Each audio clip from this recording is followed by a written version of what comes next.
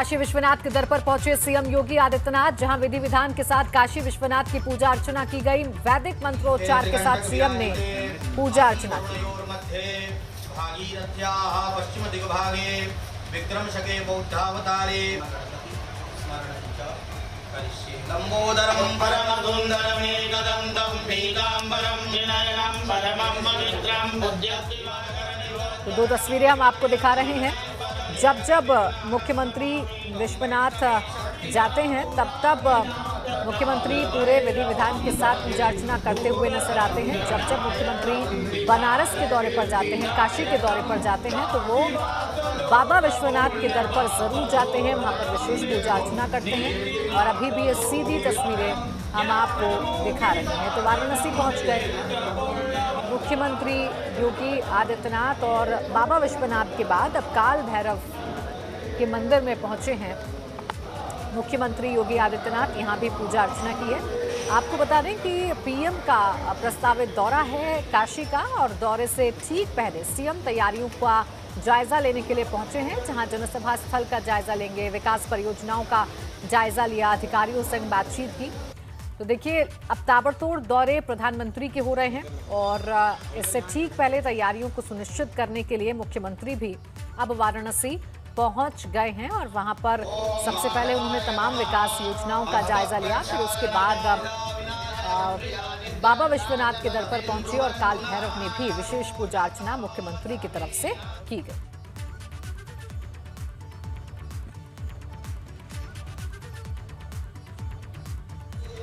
देखिए, तस्वीरें हम आपको दिखा रहे हैं। ये बाबा विश्वनाथ की तस्वीरें हैं जब मुख्यमंत्री ने विशेष पूजा अर्चना की। तो मुख्यमंत्री जब जब काशी जाते हैं तब जरूर पूजा अर्चना करने के लिए बाबा विश्वनाथ जाते हैं।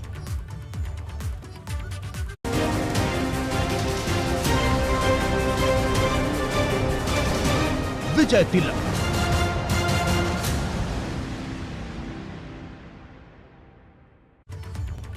तो देखिए, प्रधानमंत्री नरेंद्र मोदी के 25 अक्टूबर के प्रस्तावित कार्यक्रम की तैयारियों को परखने के लिए मुख्यमंत्री योगी आदित्यनाथ वाराणसी पहुंचे। इस दौरान सीएम योगी ने पीएम मोदी द्वारा दी जाने वाली विकास परियोजनाओं का जायजा लिया। मुख्यमंत्री योगी आदित्यनाथ ने अधिकारियों के साथ एक समीक्षा बैठक भी की। बैठक में सभी अधिकारियों को जरूरी दिशा निर्देश दिए गए। पीएम मोदी के कार्यक्रम को लेकर लगभग सभी तैयारियां पूरी हो गई हैं। कार्यक्रम में शामिल होने वाले लोगों के बैठने के लिए भी इंतजाम किया गया है। इसके साथ ही साथ 5 स्थानों पर पार्किंग की भी व्यवस्था की गई है। प्रधानमंत्री के आगमन के लिए 4 हेलीपैड बनाए गए हैं। इनमें 3 हेलीकॉप्टर हैं, जिसमें एक पीएम मोदी और एक सुरक्षा कर्मियों के लिए और एक मुख्यमंत्री योगी आदित्यनाथ के लिए होगा।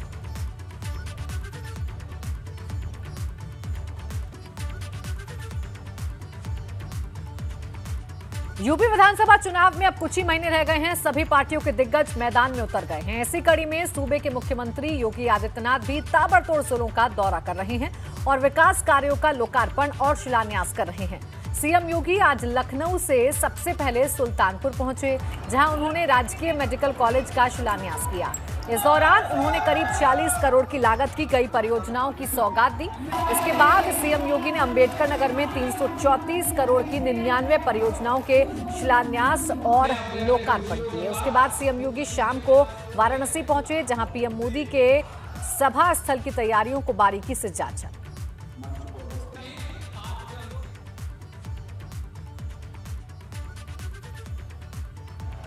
सरकार की सोच, सरकारें पहले भी आती थी,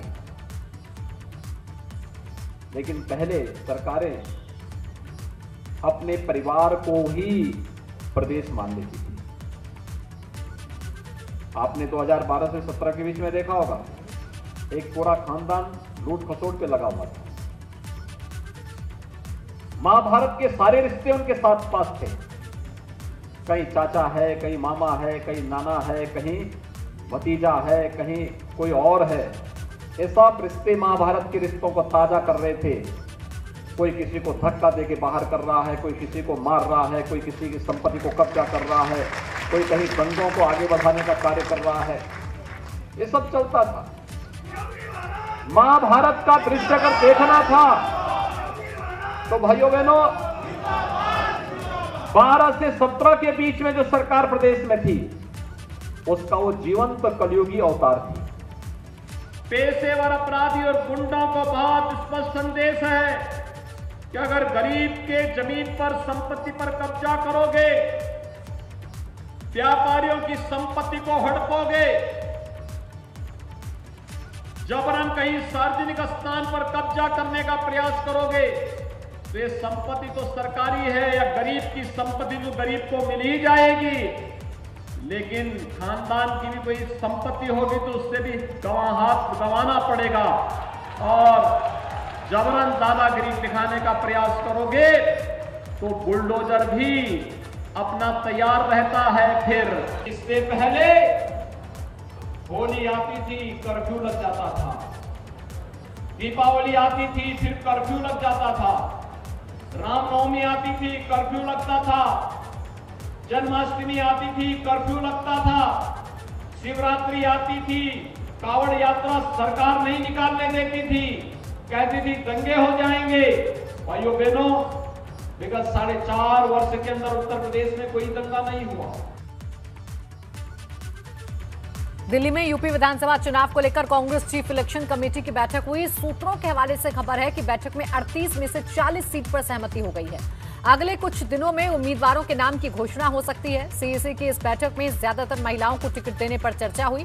15 नवंबर तक ज्यादा से ज्यादा महिलाओं से टिकट के लिए आवेदन मांगे गए हैं। उसके बाद ही यानी 15 नवंबर के बाद अगली बैठक होगी सीएसी की।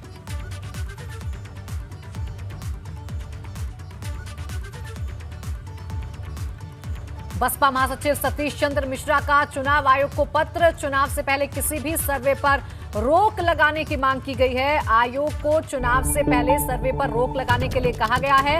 हार जीत के सर्वे पर 6 महीने तक बैन हो, ये सतीश मिश्रा ने कहा है। तो देखिए, मायावती ने पहले ही ट्वीट करके इस बात को जाहिर कर दिया था कि जितने भी सर्वे चुनाव से पहले होते हैं उन तमाम सर्वों को बंद करने के लिए वो चुनाव आयोग के पास जाएंगी और अब चुनाव आयोग के पास जाने की पहल करती है बसपा ने। उधर कानपुर पहुंची अपना दल की सांसद और केंद्रीय मंत्री अनुप्रिया पटेल ने विपक्ष पर जमकर हमला बोला।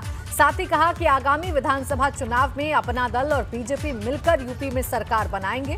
केंद्रीय मंत्री अनुप्रिया पटेल से खास बातचीत की हमारे संवाददाता रतीश त्रिवेदी ने। उत्तर प्रदेश में सियासत अपने चरम पर पहुंच चुकी है। नेताओं के दौरे हो रहे हैं, तमाम राजनीतिक दल अपने अपने दावे कर रहे हैं, पुराने साथी छूट रहे हैं, नए गठबंधन का स्वरूप भी ले रहे हैं। हमारे साथ केंद्रीय मंत्री अनुप्रिया पटेल हैं, उनसे बात करते हैं। मैं इतना ही कहूंगी कि उत्तर प्रदेश के अंदर अपना दल और भारतीय जनता पार्टी का गठबंधन एक बार फिर बड़ी मजबूती के साथ सरकार बनाने जा रहा है। प्रियंका गांधी यूपी की पॉलिटिक्स में बहुत ज़्यादा एक्टिव हैं, लगातार सड़कों पर हैं। उनके रोल को आप किस तरह देखती हैं? और आज से उन्होंने 3 जगहों से प्रतिज्ञा यात्रा शुरू की है। तो प्रतिज्ञा यात्रा क्या कांग्रेस को, जो उत्तर प्रदेश की सियासत में कांग्रेस अपने धरातल को खोज रही है, ज़मीन को खोज रही है, आप कैसे देखते हैं? क्या उसे पाने की कोशिश सफल हो पाएगी? देखिए, मैं लोकतंत्र के लिए हमेशा इसे अच्छा संकेत मानती हूँ कि ज़्यादा से ज़्यादा लोग आए और प्रदेश की राजनीति में संघर्ष करें, तभी तो मतदाताओं के पास ज़्यादा विकल्प भी होंगे। और उत्तर प्रदेश में कांग्रेस पार्टी की जो संगठन की दृष्टि से स्थिति है वो काफ़ी कमज़ोर भी है और मुझे लगता है कि अगर प्रियंका जी आकर संघर्ष कर रही हैं तो इससे कांग्रेस कार्यकर्ताओं का मनोबल बढ़ेगा। तो उनको शुभकामनाएं हैं। भारतीय जनता पार्टी के साथ खड़ी हुई हैं अपना दल और अपना दल को ये उम्मीद है कि उत्तर प्रदेश में संगठन को मजबूत किया जा रहा है और बड़े भाई होने के नाते भारतीय जनता पार्टी को भी 2022 के उत्तर प्रदेश के चुनाव में उनकी भूमिका को सकारात्मक लेते हुए आगे बढ़ना होगा। कानपुर से कैमरामैन पंकज निगम के साथ रतीश त्रिवेदी, एबीपी गंगा। अयोध्या में आज अनाज से विश्व की सबसे बड़ी कलाकृति बनाई गई, जिसमें 125 क्विंटल अनाज इस्तेमाल हुआ। 11 प्रकार के अनाज से श्री राम, जानकी और हनुमान का चित्र बनाया गया। 60 बच्चों ने 2 दिन में भगवान राम, माता सीता और हनुमान जी की कलाकृति बनाई है। प्रदर्शनी का उद्घाटन कानून मंत्री ब्रजेश पाठक ने किया।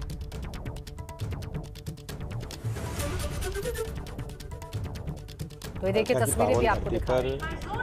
मध्य प्रदेश से चलकर के आए खिलता कमल जन सेवा संस्थान के आदरणीय सतीश गुर्जर जी, आदरणीय संदीप जी, उनकी पूरी टीम ने जिस ढंग से परशुराम का ये चित्र अनाज के माध्यम से बनाया है, बहुत ही अकल्पनीय है, अतुलनीय है। और मैंने जीवन में पहली बार इतना बड़ा चित्र जो विभिन्न अनाजों का उपयोग करके बनाया गया मैंने देखा है। पूरी अयोध्या की धरती पर ऐसा विग्रह शायद पहली बार बना है और मैंने पहली बार देखा है। पूरे अयोध्यावासी उमड़ करके यहाँ आ रहे हैं। मैं प्रदेश के सभी लोगों से अपील करता हूँ, यदि उनके पास समय है तो ऐसे अद्भुत चित्र को यहाँ पर देखें, परशुराम के दर्शन करें। मेरठ पहुंचे एआईएमआईएम प्रमुख असदुद्दीन ओवैसी ने जनसभा को संबोधित किया। इस दौरान ओवैसी ने मंच से एक विवादित बयान देकर यूपी की सियासत को और गर्मा दिया। ओवैसी ने कहा कि 1857 में अंग्रेजों के खिलाफ जैसे जिहाद छिड़ा था, वैसे ही अब इंसाफ के लिए जिहाद छिड़ रहा है। तुम एक चिंगारी दिखाओ, एक हरकत दिखाओ, जिस तरह हमारे बुजुर्गों ने, तुम्हारे बुजुर्गों ने सन 57 में अंग्रेजों के खिलाफ जिहाद किया था। सन 57 में अंग्रेजों की गुलामी से देश को आजाद कराने के लिए अपनी जानों को निछावर कर दिया था। अरे मेरठ की सरजमीन पर बसने वाले मेरे हिंदू, मुसलमान, दलित और ओबीसी भाई और बहनों, तुम उन मुजाहिदीन आजादी के वारिस हो। तुमको हरकत करना पड़ेगा, तुमको इंसाफ के लिए उठना पड़ेगा, तुमको मायूसी को खत्म करना पड़ेगा। उधर अमरोहा पहुंचे बसपा प्रदेश प्रभारी शमसुद्दीन राय ने सपा और भाजपा पर जमकर बरसे। कहा कि अखिलेश के चुनावी टाइम में रथ यात्रा निकालने से कुछ नहीं होगा। बसपा सरकार पूर्ण बहुमत से बनने जा रही है। भाजपा पर तंज कसते हुए कहा कि भाजपा झूठों की सरकार। इस बार परिवर्तन की लहर है। दोनों सरकारों ने जो लूटने का काम किया है, समाजवादी पार्टी की 12 से 17 के बीच में जिस प्रकार गुंडागर्दी, अपराधगिरी इतने बड़े पैमाने पे बढ़ी रही, उसके बाद भारतीय जनता पार्टी की सरकार रही। लोगों ने सोचा भारतीय जनता पार्टी खुद बदलाव आएगी, उसमें और ज़्यादा क्राइम बढ़ गया। तो मैनिफेस्टो पे कम और काम करने का ज़्यादा विश्वास है। और फैजाबाद रेलवे स्टेशन का नाम अयोध्या कैंट किए जाने से अयोध्या के संत समाज में उत्साह का माहौल है। अयोध्या का संत समाज कई दिनों से नाम बदलने की मांग कर रहा था। 2 साल पहले मुख्यमंत्री योगी आदित्यनाथ ने फैजाबाद का नाम बदलकर अयोध्या करने का ऐलान किया था, लेकिन रेलवे स्टेशन का नाम फैजाबाद ही था, जिसे बदलकर आज अयोध्या कैंट कर दिया गया। बहुत दिनों से यहाँ के पूज्य संतों के सलाह के आधार पर, अयोध्या की जनता के सोच के आधार पर हम लोगों ने पूज्य योगी आदित्यनाथ जी से आग्रह किया था, उनको पत्र भी दिया था कि इसको अयोध्या कैंट के नाम से इस स्टेशन को कराया जाए। माननीय पूज्य योगी आदित्यनाथ जी ने उस प्रस्ताव को केंद्र को भेजा। माननीय गृह मंत्री जी ने और रेल मंत्री जी ने उसकी स्वीकृति दी है, दे करके प्रदेश को भेजा और माननीय मुख्यमंत्री जी ने उसको लागू करने का काम किया है। और T20 विश्व कप में कल होने वाले सबसे high voltage Bharat Pakistan match के लिए दुआओं का दौर शुरू हो गया है। काशी के दशाश्वमेध घाट पर दीपों से विजयी भव लिखकर मां गंगा से जीत के लिए प्रार्थना की।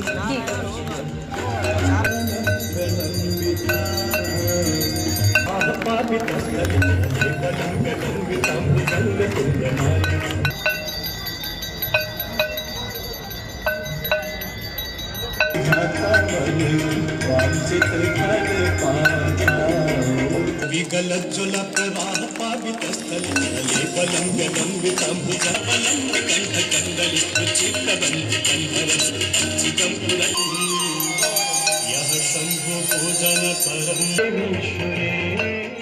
और इसी के साथ इस बुलेटिन में फिलहाल इतना ही। देखते रहिए एबीपी गंगा।